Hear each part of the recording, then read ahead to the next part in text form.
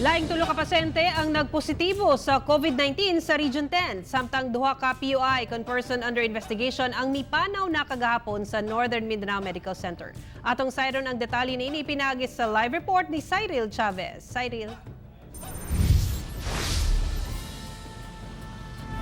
Yes, Sara, isa sa Iligan City ug duha sa Amay Pakpak Medical Center ang nagpositibo sa COVID-19.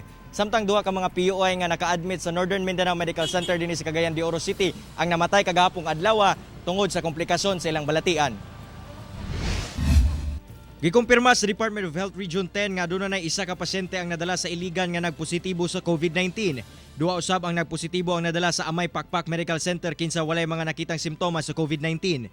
Namatay na ang PUI nga lalaki nga na-admit sa NMMC tungod sa severe acute respiratory illness konsari. Gapong adlaw anana sa Tandugunon nga kahimtang among pasyente busa nakatutok kaniya mga personay sa Balay Tambalanan. Samtang gahapon aduna usab gidala nga PUI sa maong Balay Tambalanan apan sa wala madugay namatay gihapon kini. Wa na mihatag og dugang impormasyon ang otoridad bahin sa maong pasyente apan gikumpirma nila nga taga Cagayan de Oro City kini. Sakto na siguro informasyon nga duha to sila nga namatay. Kagahapon ang isa katong daan ang na-admit ang isa bagong niabot nga namatay ra po dayon. Wala pa masuta kung COVID-19 positive ba ang maong mga nangamatay, sanglit wa pa migawas ang resulta sa ilang swab test. Samtang sugod karong adlaw hingpit nang makabalik sa ilang pagtrabaho ang kapin 40 ka mga medical personnel sa NMMC tungod na human na nila ang 14 days home quarantine. Nakatakda sab nga mo'y-palawom ang kapin 20 ka mga NMMC personnel sa home quarantine subay kini silang protocols human nga nakahimamat ang mga pasyente. Ang team B na sad, sunod semana ang team C na sad. Pero katong team A nga mahuman karon, mag-quarantine na kato sila og duha ka semana. Muna atong paagi nga gihimo. Gipaklaro sab sa NMMC nga walay medical staff nila nga naka-admit karon tungod adunay gibati nga simptomas sa COVID-19.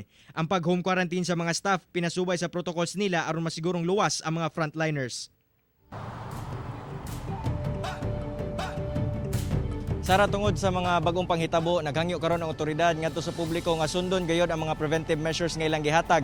Susama na lamang sa pag-obserba sa social distancing kung ana ka sa pampublikong lugar, paghugas sa imong kamot gamit ang tubig ug ang sabon, ug kung wala pa ka nakahugas sa imong kamot, dili likayan sa ang paghawid sa imong mata, baba ug ilong aron makalikay ka sa COVID-19. Sara.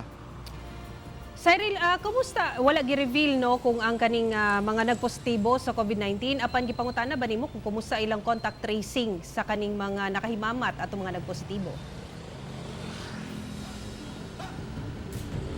Yes, Sara, pinasubay sab sa gibutyag sa ato sa DOH ug sa mga namunuan sa NMMC. Padayon man ang kining contact tracing nilang ginahimo. Napakigalayon na pod sa City Health Office pinaagi sa kining mga personahe sa BERT kon kining Barangay Health Emergency Response Team kung diin ilahang ginasubay gayod kung kinsa tong mga nakauban sa balay, kinsa tong mga nakahimamat ani nga mga PUI ingon man kining mga ginaobserbahan nila katong mga nadala sa NMMC ug nakabsan sa ilahang kinabuhi. Sara. Daghang salamat, Cyril Chavez.